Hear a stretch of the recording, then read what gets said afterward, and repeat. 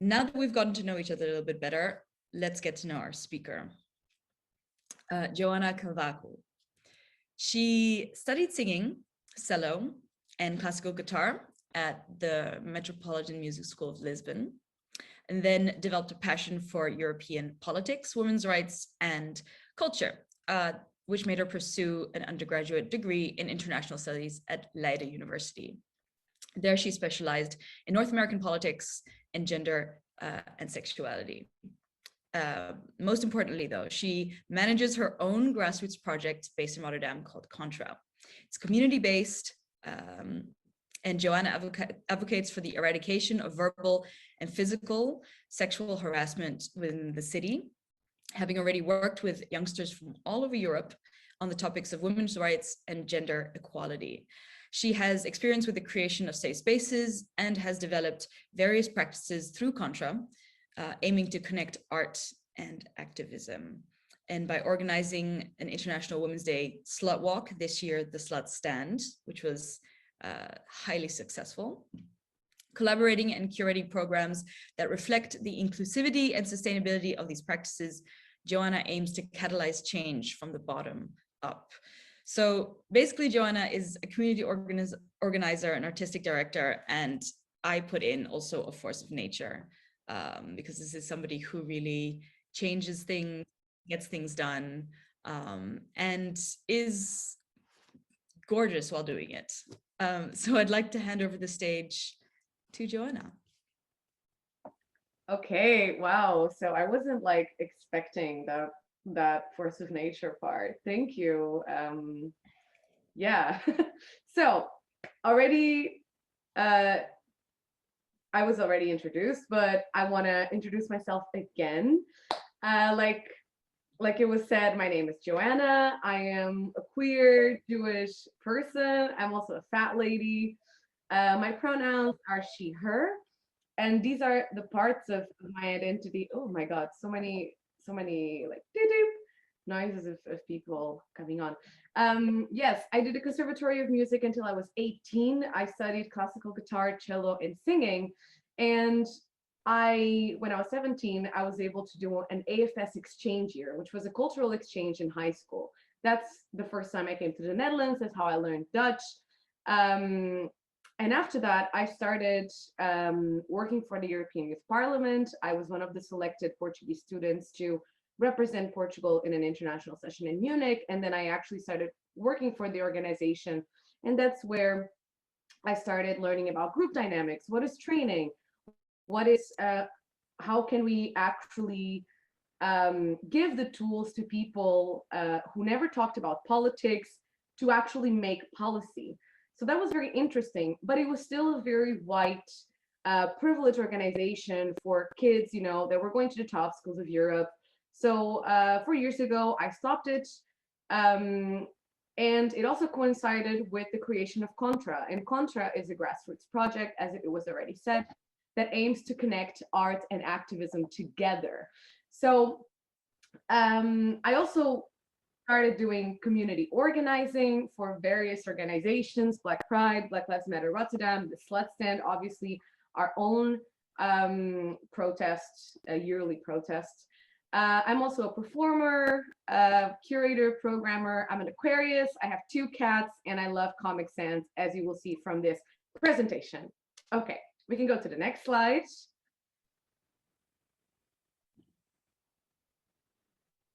Yes, these are some of the some of the visual identities that Contra has had through the years, but it's better seen on our Instagram page. So Contra.Rotterdam, check it there. The information is better outlined there. We can go to the next one.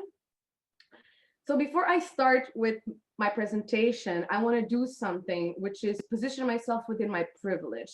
I don't want you to think that somehow I got here only because I work hard or I'm talented.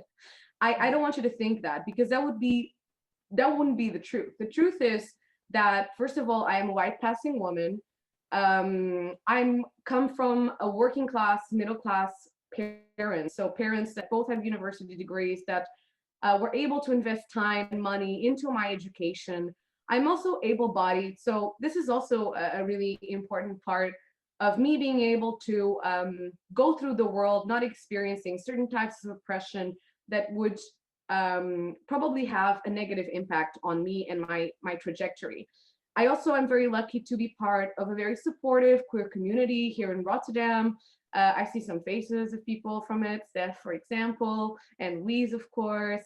And I'm very fortunate to have this network of support who also allows me to explore my my professional trajectory a little bit more. And there you can see a picture of me in the last slut stand. Sorry, you know, I love putting my fist up. But I couldn't put my fist up in that stage if it wasn't for all these little things that I've told you about. They're not little, they're big things. Shall we go to the next slide? So today, the theme is ripple. And I thought we could talk about 4 or 5 things that I consider having a ripple effect. And when I think of ripple, I think about sustainability. I think about contagion. I think about radicalization of my peers into intersectional values that I myself like to abide by. So the first thing I wanted to ask the people here, and feel free to just like say something or in the chat, you don't have to raise your hand. I want to ask if anyone here is part of a community. Do you consider yourselves to be part of a community? Anybody? No? Yes, I can start. I feel like I've belong to the Latinx community in the Netherlands and also the queer community, and sometimes that intersects in, of course, the creative community here in Creative Mornings Rotterdam. Right. Anybody else wants to share? Yeah. I could. Oh, sorry. Oh, you go first. Okay. Well, much like Louise, I also feel like I am part of the queer community in Rotterdam, but also part of a Romanian community in the Netherlands. Not super strong in that one, but I do feel part of the diaspora community of my country, which is funny because everybody in different countries is related in a way, and we talk about it a lot online. So. Yeah, so as we can see, there are many, many types of communities. And I think for me, a community is a group of people that gets together and decides to create a certain space in order to achieve a certain goal. So for example, you have the creative community, which is bounded by this love of art, by the this search for avant-garde. And you have, for example, the activist community, which is more about organizing protests, creating learning opportunities, empowering their own communities.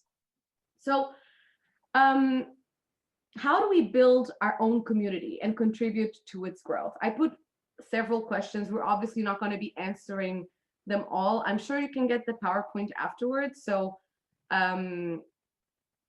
yes, don't worry if we don't talk about everything. This was an ambitious plan. Now, I think in Rotterdam, for example, and I'm going to use this specific example because it's the one that I am most connected to. There are various communities, for example, the queer community, the CreativeMornings community that is also like a little bit in Rotterdam, the creative community. But how do we actually use community building in order to establish what we do and outreach? Because this is a very important part of community building, that we are not just organizing for our friends and for ourselves. So the first thing I want you to reflect on is my community doing enough outreach? Are we actually doing the extra mile to be able to get people that are not yet convinced of what we are doing? For example, we all now are on social media. We create our own bubbles, and our bubbles are nice and comfortable and gooey, and we love to just live there like hamsters and exchange opinions and talk about things that we are comfortable with, but also things that upset us, that anger us.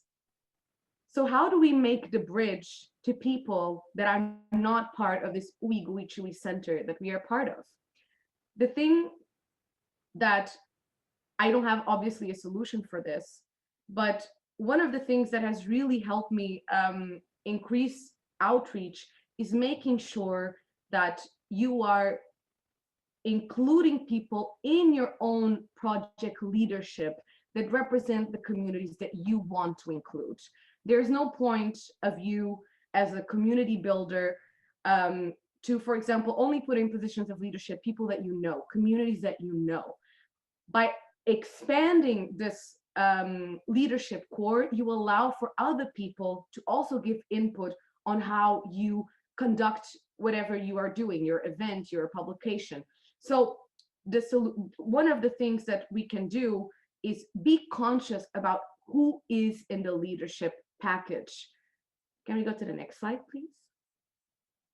So, and in order to be able to invite people who are not like us, people who have different experience than us, we need to make sure that we are creating safer and intentional spaces, because otherwise it's just going to be tokenism. And don't forget that diversity doesn't necessarily mean inclusivity. So how do we actually bring this inclusivity into our own communities? We create these safer and intentional spaces. So I'm assuming, because there's so many people here from the queer community, can you just raise your hand if you've heard about this concept before, intentional spaces? Okay, but a few people that haven't, so I'm going to explain very quickly. Safer spaces, because we can never guarantee the full safety of one space, are spaces that have specific rules that are created for specific communities, and sometimes they can be exclusive. So, for example, let me just give you a practical situation. We have this party here in Rotterdam called Clau. It's a queer gender party, and it's not exclusively for queer people, but it is a safer and intentional space for queer people, which means that we are going to be creating structures of protection and care to make sure that whoever is visiting the space can feel free, can be their own self without fear of reprimand. So why do we need more intentional spaces? Who is benefiting? Who aren't you excluding people? Well, not always. First of all, intentional spaces can also be for people who are not part of that community, if that is indeed the purpose. And yes, we are excluding people, because in a lot of the cases, especially within the nightlife, within the creative community, spaces that are mainstream are not safe for those of us who are not the majority, so to say, who are not cis straight men. So it is only natural that these communities that are so marginalized end up creating spaces that are exclusive. And I think that we, as white people entering BPOC spaces, straight people entering queer spaces, the most important thing is knowing the space you are taking and understanding, do I really need to be at the front? Do I really need to voice my opinion in something that I have no idea about? Situate yourself. This is the biggest tip that I can give you. Situate yourself. Reflect on your own privilege. For example, I was organizing with Black Pride. Black Pride is a Black organization. I obviously not Black. So how do you manage this? How do you make sure that you are not taking too much space, that you are not being the center of the conversation? You need to decentralize yourself as a person, as a human. But nevertheless, when we are creating safe spaces, there are a few things that we use to help people in this, because not everyone knows about this stuff. And when you are at the door selecting who comes in and who doesn't, you can't really explain all this in 2 minutes and without the line having a massive queue. So we live by 4 things. Code of conduct, and that is a document that really sets the intentions of the space and makes sure that the people that enter the space that are not part of the community, but even their own, within the community, because within the community, there's also stuff that doesn't go well sometimes. They're able to come back to this code of conduct and visualize what are the rules.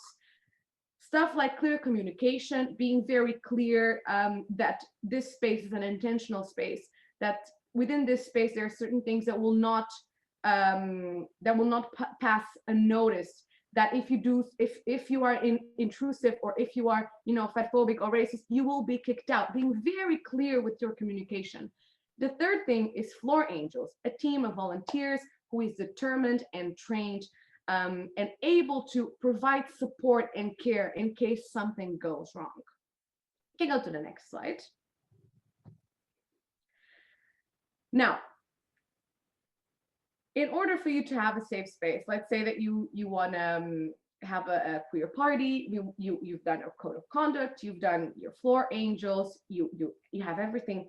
How do you apply these intersectional values when you are curating and making your program? So as a programmer and a curator, it is often, it's not often, it's very discussed, the fact that intersectional curating, so for example, when you are making a lineup for a DJ night, that you are like, okay, I want to have people who are BPOC, I want to have people that are queer, I don't want to have cis men. A lot of times, which the criticism that you hear about this is, won't this affect the quality of the event? This is the oldest excuse in the book, I can tell you that. If you start reading about gender studies and women in art, you know that the quality excuse has been systemically used to prevent people from taking space and reaching the high tiers of, for example, art creation, art management, because the quality standards are defined by cis straight men that have one universal experience of the world. So no, Karen, this will not affect the quality. Being intentional about, okay, I'm going to make, for example, for the FemFest, we just had a feminist festival with Worm. One thing that was straight from the beginning is, we don't want cis men to take space. And you can say, well, but then you are preventing cis men from taking the opportunities. Yes, but if you look at the past 21 centuries in history, they have always been able to take the opportunity. So why should they take this space in literally something that is called the feminist festival? It's because, and I'm sorry if there are cis straight white men in the audience who might feel a little bit attacked. No shade on you. It's just you are part of a demographic who is historically complicated. So, I'm addressing that directly. Normally, all spaces were dominated by white cis men. So I guess when you are removed from a lineup or something because of that identity, it can be hard. Like no one decides how they are born. However, I think it's important to think, okay, do I really need to take up this space? Is this event really for me? And when you are curating and programming, this is something that sometimes is hard to make clear with art directors who again use this quality excuse. I think it's always good to stick to your guns and say diversity does not always mean inclusivity. Just because you are having one BPOC person, one queer person in your program, that doesn't mean you are being inclusive. It just means that you are selecting people from certain demographics to appeal to certain communities. And you are not thinking, how am I going to find mechanisms to integrate people like I told you before, in positions of leadership to actually mold the program and mold the values of your organization.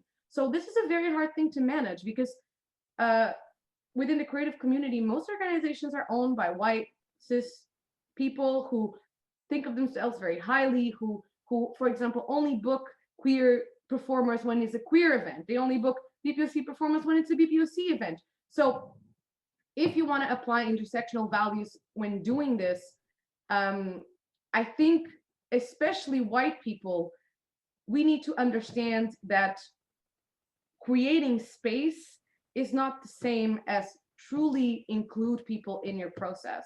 And sometimes that is not possible. That's fair.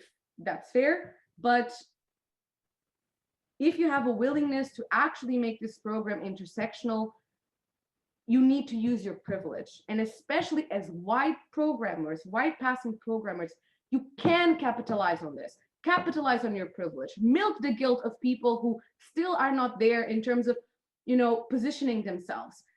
Use this because of your color, people will automatically think that you are this or that. So use that. Make sure that you are making space for people who are not like you, that you are including them in leadership positions, and that you understand that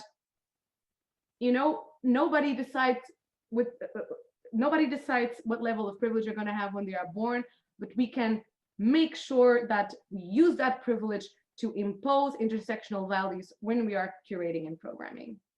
Any questions so far? No? Should I move on?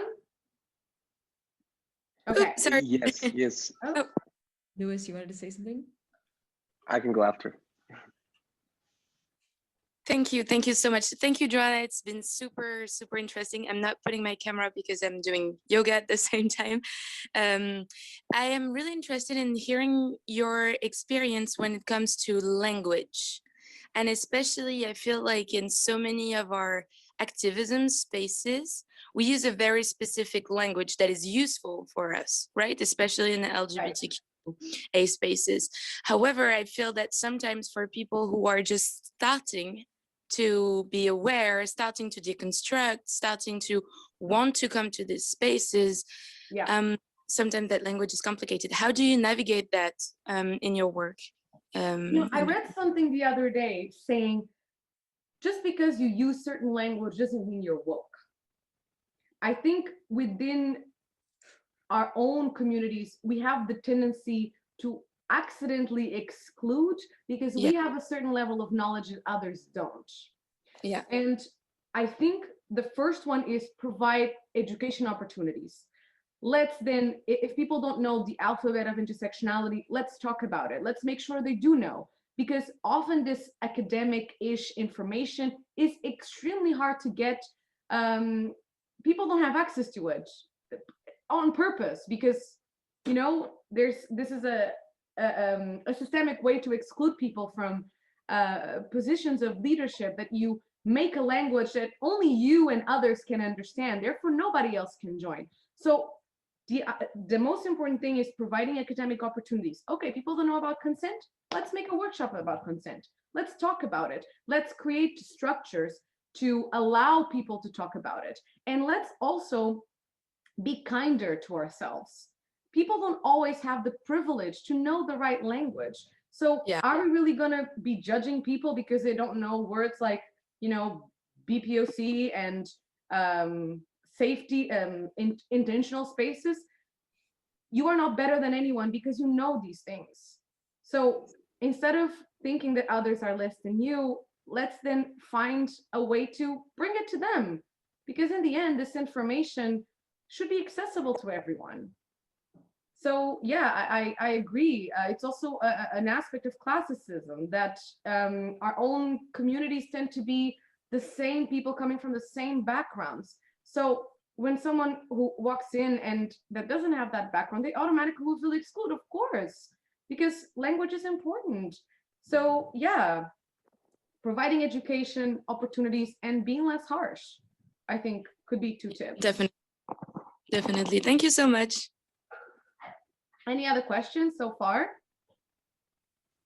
Yes, I have one. I am loving this so much. Thank you so much for fleshing out these topics in such a clear way. I'm really drawn by this topic of the intersectional values with curation programming, but also like hiring and accessing opportunities. Right. And I'm curious to hear your perspective about it, because very often these structures of discrimination also give advantage to some demographics, some people and some identities and that ends up giving them more experience or more exposure, more I don't know, more access to resources that increase the quality of their work, for example. And that ends up leaving a pool of applicants that is unequal with the traditional ways of rating it. For example, just to work. Okay, this person has 5 exhibitions in their portfolio, but this other person from a minority group hasn't had access to that. If you like remove identity and you evaluate blindly, one applicant is clearly going to have a better profile than the other because of all the advantages.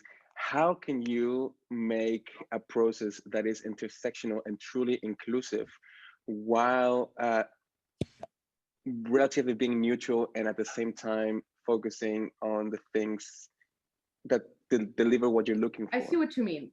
I'm going to tell you that that's impossible. Being neutral is impossible in these situations. So I totally get what you say, that if you take away the identity, the ethnicity, whatever, you have these hard skill sets that then you can compare and you can say, well, but this person has a nicer skill set than the other person. And so what? So what? This person has gone through systemic discrimination that has literally prevented them to reach those positions. How can you compare apples and oranges? You can't.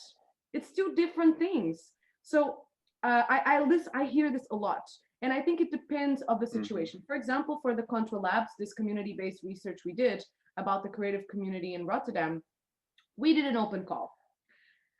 In open calls, you can't really control who applies. So who applied for this? Mainly white, queer people.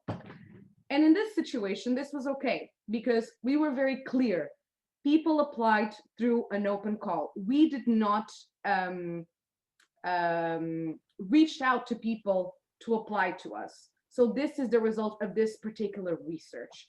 So if that happens, I think it's good to be clear. Yes, I know that there are no, that there is a very uniform community of people doing this, but that is because at the moment we are not inviting other people because of several reasons. For example, for the Contra Labs is because it was the first time, and we didn't want to be inviting people to an event that could potentially be not great. So we just kept with the open call. But then you also have instances where you are bringing, for example, when you program, you bring a list of, let's say, visual artists that you want to bring. And yes, sometimes the factor of experience is one thing, but should that really outweigh the path that the person has experienced in their artistic exploration? No, because we know better by now. We know better that there is a systemic and very real system of exclusion. So sometimes it's hard because spaces don't want to work like this. But then you say, okay, but then what kind of intersectionality are you bringing here? Why do you want to collaborate with people like Contra? We are doing this way. And if you want to truly be inclusive and listen to what we have to say, then very well. If you don't, then not. And then you move on to the other space. And I know this is harsh because there's so many spaces that, there's a limitation, there's this capitalist competition going on. But there's only one way to change things. And that is sometimes putting your foot down and being like, this is my lineup. And if you don't like it, you can shove it and not hire me. That's it. Sorry, that was like a little bit like in the face, because you do encounter a lot of resistance. I think in every space that I've organized, I've had this conversation. It's always the same. It's very tiring.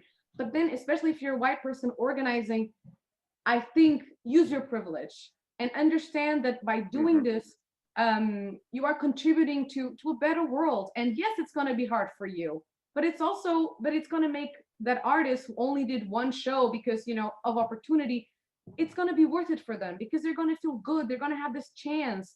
And it's not like a white savior complex, because you could also be like, oh, I want to save everyone. No, it's the intention of the space, the intention of the exhibition, the intention of the night. And staying true to your intentions is hard, but somebody's got to do it. Yeah, love it. Quick follow-up question, because it's something that I encountered in the workspace recently. When talking about things of diversity and inclusion, as watered down as that is in the workspace, funny enough, I've noticed that the laws against discrimination play against this thing that you're mentioning, because by law, people cannot take things like religion, gender, race into consideration, because that would potentially be discriminatory. For whom? And I've noticed how. So that's the question. Exactly. For whom? Like, exactly. And I think ideal, in theory, it was the laws are there to not discriminate minorities, but when it's applied into real life, it's sort of like to pretend there's a fair playground for everybody and pretend to be colorblind. Right. And now there's a law and a system that is in theory intended to protect, but then it's used to exacerbate discrimination. How can you do it in this case? Yeah, so what a lot of organizations do. By that theory. Oh, sorry. No, yes, please. So what a lot of organizations do, and this is something that I've been seeing more and more, is that when they are posting like a job opening, they also post a selection criterion where they explicitly say, I'm going to give priority to queer people, I'm going to give priority to disabled people. This is something that like NGOs are doing in order to prioritize people who normally wouldn't be able to get that job. And of course, the laws are made by a white, homogeneous, culture that believes that, that this discrimination can only be used negatively, but it can also be used positively. And I think, again, it's you being very clear and direct. We are going to be prioritizing people that are women, that are disabled, that are queer, that are BPOC, and this is okay. And it really, again, depends on what is the ethos of your organization. Are we intentionally trying to get more inclusive and not just diverse for the sake of it? And I understand what you mean, because the law is made by this homogeneous group, and in order to break from it, it's like you have to find subversive ways of using the law somehow in your favor and trying not to break it completely while still milking that privilege. So just be intentional about the space you want to create, and in a job opening and an open call, express that as well. That's the best advice that I can give. Wonderful, thank you so much. Shall we go to the next slide? Okay, so the last part is about reflective self-care and feedback. I think if you work, especially as an activist, but also as a creative, we sometimes lack the ability to receive and give feedback. And to me, receiving and giving feedback are literally tests to our vulnerability. Sitting next to someone that you just worked with and having that person be like, okay, that didn't go well, and that wasn't very nice, is hard, because you feel it as an attack to your personality, to your person, to your work. However, I, throughout the years, have found ways to give and receive feedback that contribute to my own self-care as a person, as an activist. So what I like to use, two things: the feedback sandwich, something good, something bad. Okay, you didn't do this very well, but you did this amazing. And you kind of failed at that, but you did that amazing. And using the 3 F's: facts, what happened? Okay, you didn't use my pronouns correctly. Feelings, it made me feel very bad and unseen. And future, in the future, I expect you to try harder and make sure that you are using the correct pronouns. So it's sort of to distinguish what happened in reality from what happens within your head, because as an extrovert who is also very anxious and who has a tendency to overanalyze literally everything, sometimes it's good to use the feedback sandwich and the facts, feelings, future on yourself to try to see, okay, what happened? How did it make me feel? How can I change in the future? And even though we are conditioned to see negative feedback as demoralizing because of this capitalist structure that really teaches us to put our identity in connection to our productivity level, etc., how can we actually make this part of our self-care routine? So one thing that I really like to do is after every single project that we make, we have a feedback session, a time that we can all get together and talk about what happened so we can continue learning and also working as a team. But the best way to really do this is decentralizing yourselves from your work. And I don't have a recipe for this because this is also something that I struggle with a lot. Because sometimes we are working within the bounds of our identity, queer activism, queer art, queer events. It's very easy to forget that that is not, your soul is not bound to that identity. See what I mean? That there is something underneath that, that is your personality and your taste. And that just because you organize within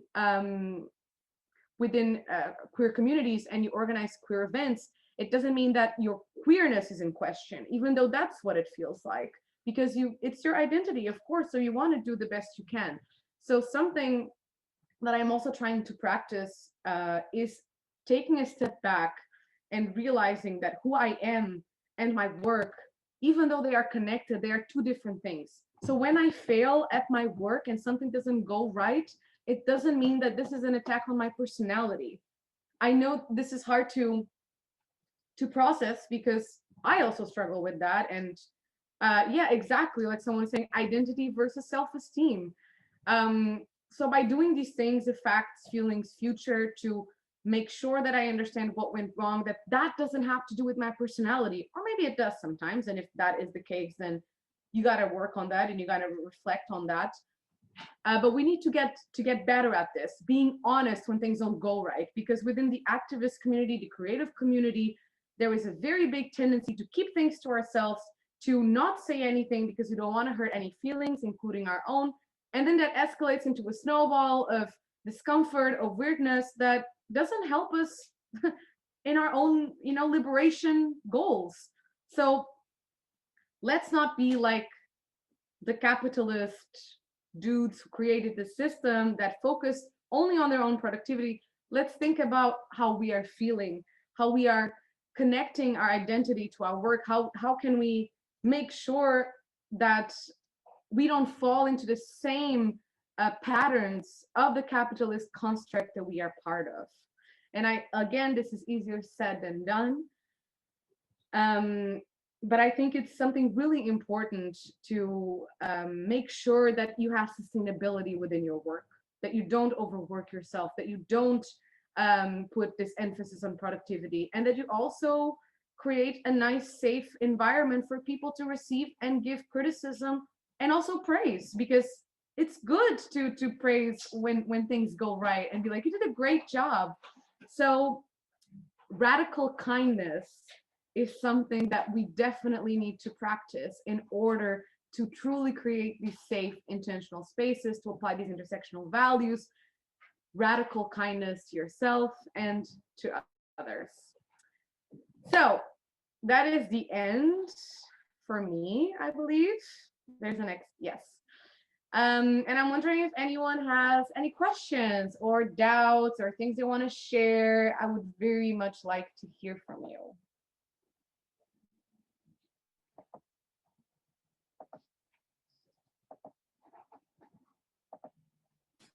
I do, if I can. Let me turn my, wait. Have to flip this. Okay, that doesn't work. Okay, I'll just leave my camera off because my iPad is actually flipped because of the cable. So my question is, yesterday I had a really funny, awkward moment. I was on Clubhouse and it was a really, I really love Clubhouse, and it was me in the stage with 6 guys, and we were talking about strategic design and so on. And everything was great. And I was talking to them about how sometimes I feel that if my boss heard my criticism coming from a woman's mouth, they would be more welcome to receiving my input. And they were like, it could be, it probably isn't. Some people are just stubborn and so on. And then somebody said, it happens to me too. I'm a straight white male and it happens to me too. So it has probably nothing to do with you personally. It can be that your boss is that way, but doesn't necessarily have to be. Just men react better to evidence. So here are like 6 tools to create evidence. And I thought, well, that's actually very helpful feedback. Thank you. And then somebody, a Latin American dude, jumped on stage and said, how dare you tell her that she cannot have feelings because she's a woman? She's clearly emotional about the entire situation. And I thought, what, sir? Why are you reacting like this to, I mean, he wasn't in the space for that long. And I have had other interactions with the guys that were on stage. And I am very aware of what their intentions were. They were not being dismissive, or they were not being any of that. Like afterwards, they were all messaging me to apologize. That's how things came through. And I was like, no, guys, it was no issue. And now, so as much as I appreciate the last guy coming up and being like defending my womanhood and my rights to my feelings, I felt like that wasn't happening. So my question is, in one side, I feel good that we were able to have that conversation openly, and it was a welcoming space, and it was a safe space, and so on. But also, it wasn't necessary.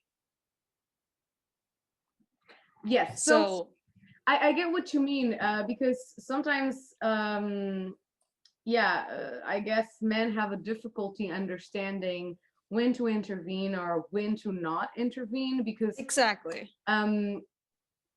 Something just related to this, but I remember when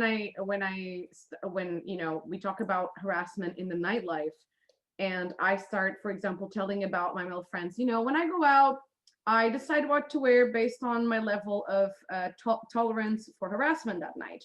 And when I walk home, I put my keys up, and I also have some pepper spray and this and that. He was legitimately surprised to know that that's how women experience nightlife.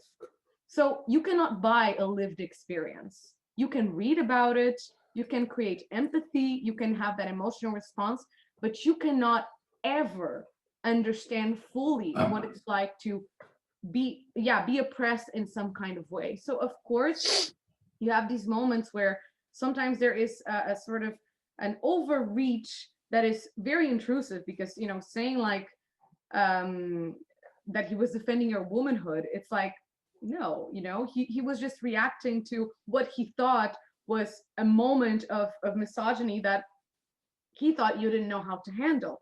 And the fact that he didn't know that you knew how to handle that is also a part of this understanding of your own experience, because then he sees you as like this helpless person that cannot speak for themselves, when in reality you are in full control of the situation.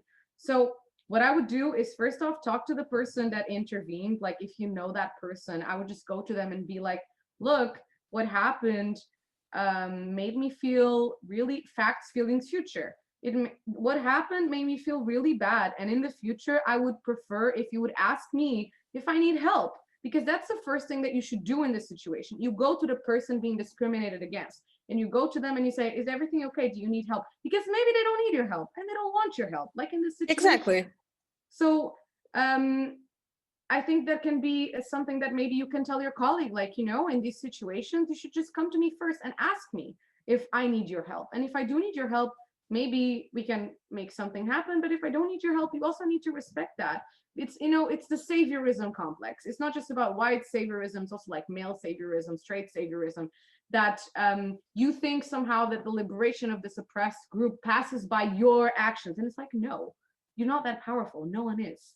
So people tend to see like a very universal, general view of things, and they don't see how microaggressions actually can be more impactful than this like big concept of oppression, you know, that little things can actually feel like more oppressive than like living in a capitalist system every day, for example. Does this answer your question? Yeah, it does. And it's great because that's a better way to approach it, because then after that conversation, because I am connected, because I've been on this group before and we all kind of already know each other. They were reaching out to me on Instagram saying, I'm sorry if we were offensive. And then they made it my job to make them feel better, saying like, No. you didn't do anything wrong. It's no, it's okay. Don't even. I just started copy pasting the same response. I don't even. I understand, and you know, often people think like, for example, the pronoun thing. I hear a lot of my non-binary trans friends that are like, you know, someone misgenders me, and then they are the whole night apologizing. Stop it. Uncomfortable. Once was enough. Do better. This is not about you. And often is people themselves having these feelings of guilt and connecting things that are not necessarily related to you. You know, it's not about you, it's about something else they experienced, and now they're feeling really guilty about this one thing. But again, facts fueling future. This happened to make me feel bad. I want you to do this in the future. That's it. That's enough. And if they want to talk about you more, you need to consent to that, because these things are also about consent. If you don't want to be listening to their excuses, that's your right. You don't have to listen to them. So again, practicing consent, even when we talk to people, even when we give feedback, that's something I didn't mention, but I should, that you always need to ask people's consent to be having these conversations. And yeah, you should also tell them that, like, maybe ask me if I even want to have this type of conversation, because maybe I don't want to talk about this stuff. Just because we are part of an oppressed group or a marginalized group doesn't mean we want to be talking about that all the time. Just because someone is queer doesn't mean that they are going to fight for queer rights. Just because someone is Black doesn't mean that they're going to be doing anti-racism. So we need to, again, decentralize a little bit people's identities from their personality and who they are and what they like, which also in the end can, if not done, can lead to tokenism, and we want to avoid those situations. So yeah, let's think about this more. That's what I would say. That's amazing. Thank you. All right, thank you, Joana. I think I'm going to wrap this up as well for the people who are joining us, seeing as it's already 6 past 10. So maybe I'll leave space for one more question before we wrap up this session. One quick question, if there's anybody else who has something to ask.